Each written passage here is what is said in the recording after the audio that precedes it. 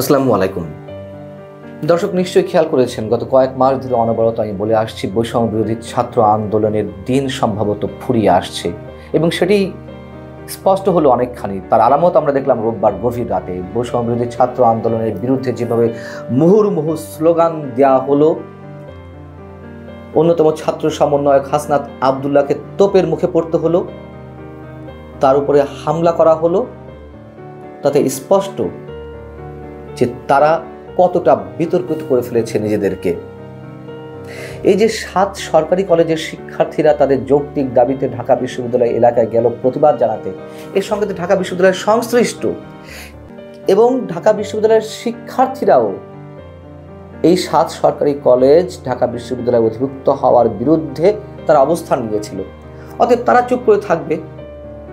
সেখানে হাসনাত আবদুল্লাহ তার ছেলেপেলেদের নিয়ে প্রতিবাদকারীদের প্রতিহত করতে গেল। কি করতে গিয়েছিল হাসনাত আবদুল্লাহ? মারামারি ঠেকাতে গিয়েছিল? আইন শৃঙ্খলা পরিস্থিতির অবনতি ঘটার সম্ভাবনা ছিল, সেটি প্রতিরোধ করতে গিয়েছিল। তার জন্য তো আইন শৃঙ্খলা রক্ষাকারী বাহিনী ছিল, যদি এমন কিছু ঘটার সম্ভাবনা থাকতোই তার জন্য পুলিশ ডাকা যেত। কেন যেখানে সেখানে সবকিছুর মধ্যে বৈষম্য বিরোধী ছাত্র আন্দোলনকে নাক গলাতে হবে? এবং আমরা দেখছি, আরো আগে থেকেই বলে আসছি, সবাই বলছেন, যেভাবে আওয়ামী লীগ তার পেটোয়া বাহিনী হিসেবে, হেলমেট বাহিনী হিসেবে যেখানে সেখানে ব্যবহার করত ছাত্রলীগকে, ঠিক সেই অবস্থায় নিজেদেরকে নিয়ে গেছে বৈষম্য বিরোধী ছাত্র আন্দোলনের সমন্বয়করা। তাদের বিতর্কিত কর্মকাণ্ডের মাধ্যমে মানুষ এখন ত্যক্ত, বিরক্ত। কিন্তু এ কথা তো সত্য, তাদের চোখেই দেশের কোটি মানুষ স্বপ্ন দেখতে চেয়েছিল, স্বপ্ন আঁকতে চেয়েছিল। কিন্তু তারা যে নিজেদেরকে বিভিন্ন কর্মকাণ্ডের মধ্যে দিয়ে অপ্রতিরোধ হিসেবে নিজেদেরকে আমাদের সামনে উপস্থাপনের চেষ্টা করছে, সেটা তো মানুষ ভালো চোখে নেয়নি, নিচ্ছে না। এবং কি ধরনের স্লোগান দিয়েছে, হাসনাত আবদুল্লাহকে কি ধরনের তোপের মুখে পড়তে হয়েছে, এবং তাকে কেন্দ্র করে আবার তার সহযোদ্ধা অন্যতম সমন্বয়ক সার্জিস আলম যে স্ট্যাটাস দিয়েছে, তার মধ্য দিয়ে এই যে সাধারণ শিক্ষার্থীরা 7 কলেজে, তাদেরকেও যে কতটা অপমান করেছে সেটিও একটু বলবো। তবে তার আগে আমি একটু ছোট্ট করে একটা বিষয় বলে নিই। নিশ্চয়ই আমরা সবাই জানি না যে এই 7 সরকারি কলেজের বা এই কলেজগুলোকে কেন ঢাকা বিশ্ববিদ্যালয়ের অধীনে নেওয়া হলো, কি এর রহস্য, আজ পর্যন্ত কেউ এর যৌক্তিক কারণ দেখাতে পারেনি।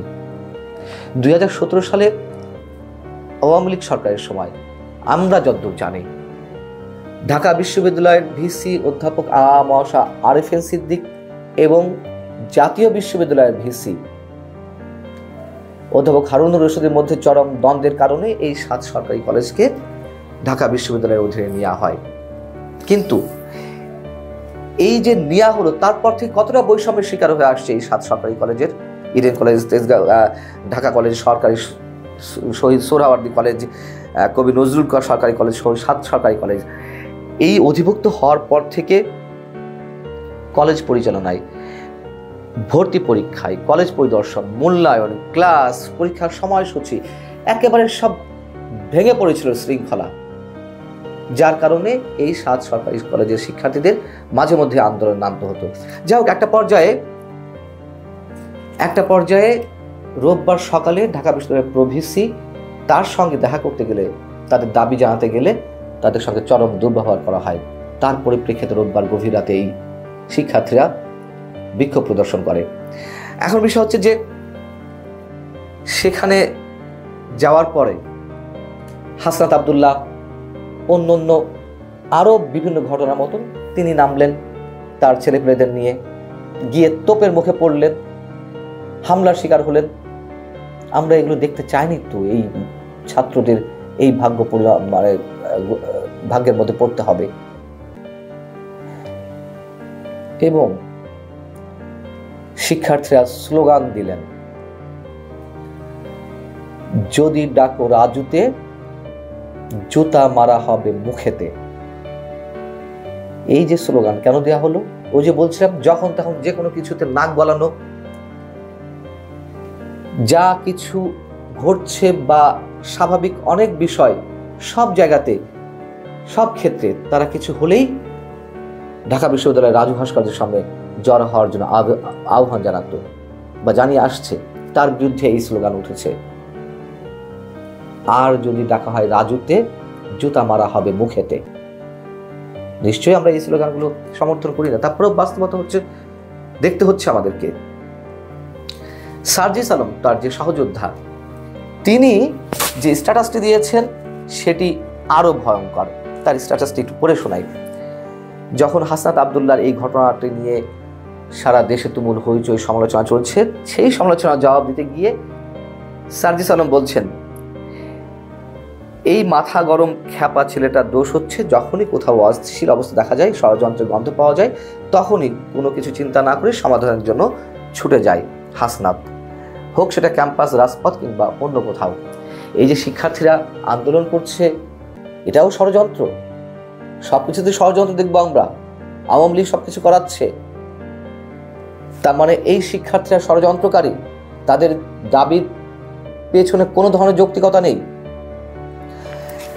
সার্জিস আলম বলছেন, আশপাশে এমন বহু শত্রু আছে যারা সুযোগ পেলে খুন করে ফেলবে, এটা জানার পরও মবের মধ্যে ঢুকে মারামারি থামানোর কথা বলতে হ্যাডাম লাগে।